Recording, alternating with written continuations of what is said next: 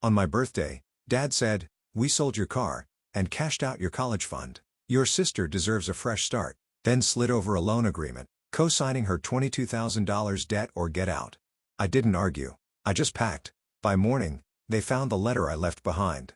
Now my sister's panicking, Dad's driving around looking for me, and Mom's crying in the living room. I, 19M, thought my 18th birthday would finally mark my transition into adulthood.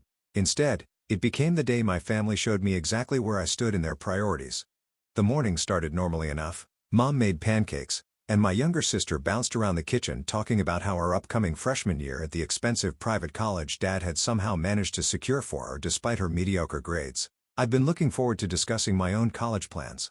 I'd been accepted to the state university with a partial scholarship, and between my college fund and part-time job savings, everything seemed perfectly aligned.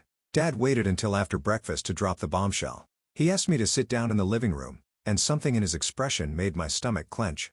Mom hovered nearby, wringing her hands, while my sister suddenly found her phone incredibly interesting. Dad explained that my sister had gotten herself into some financial trouble. Apparently, she'd been using credit cards to fund her lifestyle throughout senior year. Designer clothes, expensive dinners with friends, a spring break trip to Cancun that I'd assumed Dad had paid for.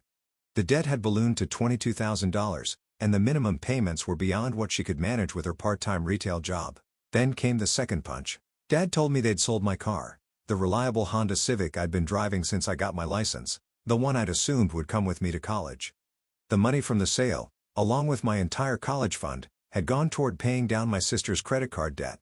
I sat there processing this information, feeling like the ground had shifted beneath me. The college fund had been something my grandparents had started when I was born, contributions made every birthday and Christmas for 18 years. My car represented freedom and independence, my way to get to work and eventually to campus. Dad wasn't finished. He slid a thick stack of papers across the coffee table toward me. It was a loan agreement for the remaining balance of my sister's debt. He explained that I needed to co-sign, making me legally responsible for $22,000 of someone else's poor financial decisions. The alternative, he made clear, was to find somewhere else to live. My sister finally looked up from her phone to offer what she probably thought was a reasonable justification. She told me that college was more expensive than she'd anticipated, and she deserved to enjoy her senior year after working so hard in high school. She'd figured the family would help her out of this mess, and apparently, helping her out meant sacrificing my future. Mom added her voice to the conversation, suggesting that I could take a gap year, work full-time, and reapply to college later. She painted it as an opportunity for character building, a chance to mature before taking on the responsibilities of higher education.